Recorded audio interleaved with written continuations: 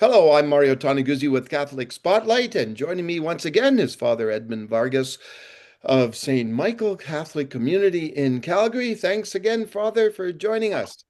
Glad to be here. Okay, at the end of the month, St. Michael's is hosting at the end of May, is hosting the Vocations Rally.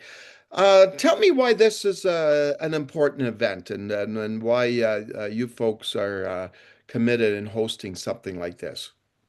It's important for everybody, not only priests and candidates for religious life and seminarians, would be reflecting on their particular religious vocations, but also like the general kind of calling to bear witness and to answer the call or the task of evangelization in our church and in our world. So it is, I think, an opportunity to reflect on the general, shall we say, application of the word vocation in our daily life because we are called, Hmm. we matter, and we belong. And that's, I think, the mantra of the renewal. And it's important to have that integrated into our life as a Christian believer. So, I mean, when you believe, when you have faith in God, you have to figure out what kind of vocation you're called upon. I always remind, say, for example, people who are married that they are called in a special way by God to make a difference in the life of their children and their partnership, to become powerful witnesses of love and forgiveness and generosity to our world. So it is something like coming to the realization of the reality of God actually singling us out to do a certain kind of responsibility in our lives because everybody has been given a special responsibility or a mandate according to what he does in life or what kind of talent and intelligence and capacities that somebody has been gifted by God anyway. So How does one figure that out? How does one figure out what their calling is? yeah, in my case, for example, I had to discern like quite. I've been a priest for 47 years, but I always tell people that it's important that you are supported by a network of your community, praying for you, celebrating for you, vouching for you, pushing you to go for gold, so that I mean, it's a community effort, and I think coming together as a diocese, as a community, it makes a difference in the life of those who are aspiring and those who have been in the priesthood or the religious life or in marriage to have like a refreshed, shall we say, look at what they are looking at as a vocation in their own respective lives. So Hmm. I think that is an important realization that we have to realize that God has actually called us. Yeah. We never sometimes believe that we are called, but we are actually. Yeah. How does that manifest itself? When we talk about, God is calling us, it's not like you're hearing a voice saying, "Hey, Mario, you should be a priest." How do we discover that we're being called? Like in my own case, I started early after grade 6. I was already inside a minor seminary, which is like a dormitory for Hmm. a training center for uh, for priests, and I started early without even seriously thinking about following through until the end. And eventually I was thinking, well, maybe after I finish my high school, I can embark on another dream or whatever. And then, or after college, you can change course and see. But I was stuck until the decision point wherein I have to say, yes, I am going for the next final years of, of the theology. And that's when you kind of, in a way, mature your decision Hmm. to follow more closely. Yeah. So, I mean, it's a discernment process, basically. And many of those who are trying to consider, especially the religious life or the priestly life, they are helped in a way by spiritual direction wherein they talk their hearts out to somebody they trust their lives with or God's vocation for them. So, I Mhm. mean, it is important that we don't have to hallucinate about it, but rely on somebody outside ourselves, like a third party who can figure out in a way that is objective, Hmm. that is not really very subjective to our own kind of sense. I remember during my time, we have like a psychological Hmm. religious motivation test. Hmm. For some reason, people were believing that you can actually determine through a test of 600 questions Oh boy. if you have a religious motivation to become Yeah. a. Wow. So, I mean, I don't know, but for some reason, I passed through that test, and I mean, it's a harrowing experience to be asked the same questions, and you have to be consistent. So I Yeah. don't know, but that's how psychology has developed. Maybe this time they still have, I have heard, those kind of examinations, but Hmm. it helps with the discernment of the person.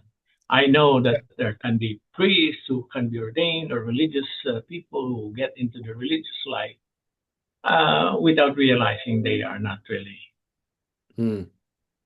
for the kind of life. So they Yeah. end up, like, of course, failing to sustain their vocation. And in our case, I think the discernment process for young people to consider, say, marriage or single life or other religious kind of life that they can think about.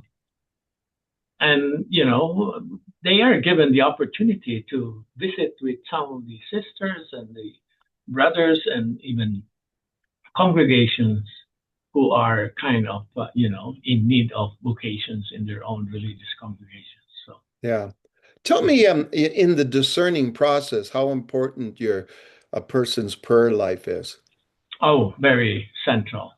I mean, there will be no discernment without the prayer process. So, Hmm. I mean, you have to get used to, in a way, being receptive to what God is trying to inspire you in the silence of your soul, so to speak. And it's like listening to what your conscience is trying to tell you.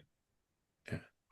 You have to quiet down, you Hmm. have to silence yourself, and then give opportunity for that voice of conscience. The voice of God is speaking to you.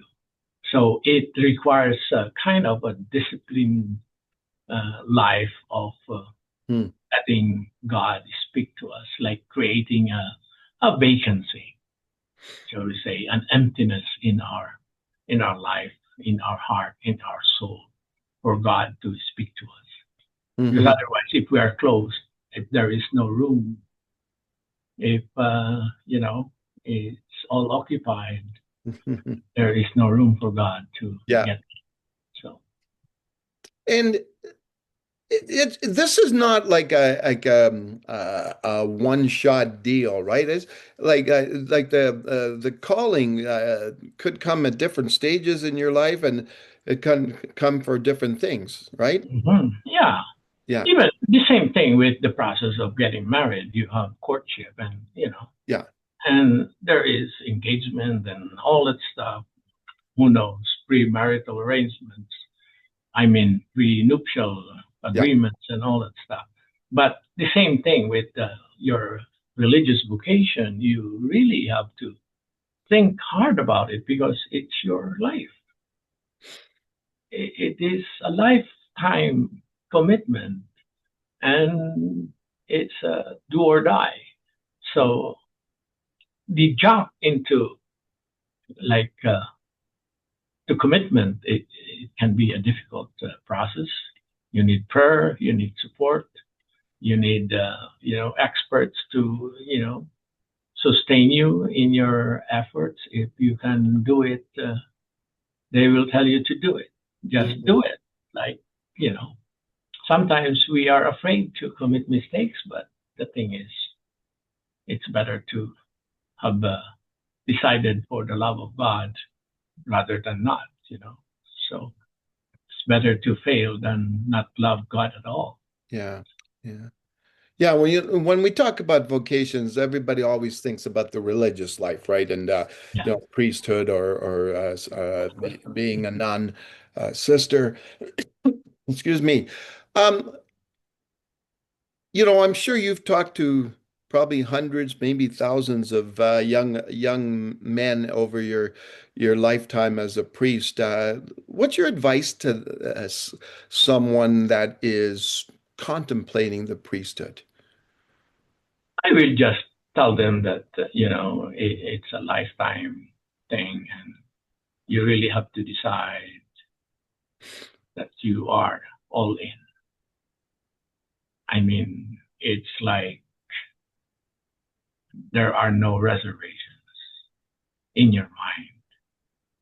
Either you fail or you succeed in your response, but the good thing about it is you have decided for the love of God and in honoring the promptings of the Spirit to pursue a religious life or a priestly vocation or a priestly, shall we say, ministry. So even with us priests, there are different kinds of, like spirituality. There is the Dominicans, there are the Jesuits, there are the Franciscans, and of course there is the diocesan or the secular priesthood.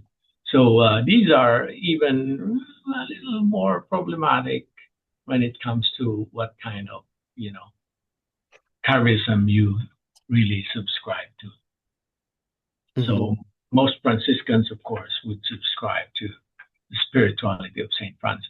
You can't really get into the Franciscan kind of training seminary without subscribing to the virtues of the founder or the virtues of Saint Francis, which of course today or this year we're celebrating the Jubilee. Yeah. So, yeah. Yeah. The other thing I was going to ask is, especially when it comes to the religious life, it's the decision, I guess, has to be one that's a positive one in the sense that I'm becoming a priest because of this, and this, and not because maybe I'm not liking what I'm doing in my life now, and I'd want to get away from that, right? No, it's not. I've been asked jokingly about that. Are you kind of, shall we say, frustrated in your love life or whatever? But it's not that. Some even have to opt for a vocation into the religious life and abandoning plans of marriage and all that stuff. But as I have said, it takes a lot of sacrifice on your part. I mean, even when it comes to family dynamics, it can affect on how you decide. If your parents are expected you to help out in the economics of your family, it's problematic. As a priest, it's hard to rely on your own kind of contribution to the family in terms of economics. So it's not an economic decision. It's a spiritual endeavor, so to speak. So Yeah. Okay. Okay then. Well, thanks so much, Father, for joining us again. Thank you, Mario. Okay, that was Father Edmund Vargas of St. Michael Catholic Community in Calgary. I'm Mario Toneguzzi with Catholic Spotlight. Thanks for joining us today.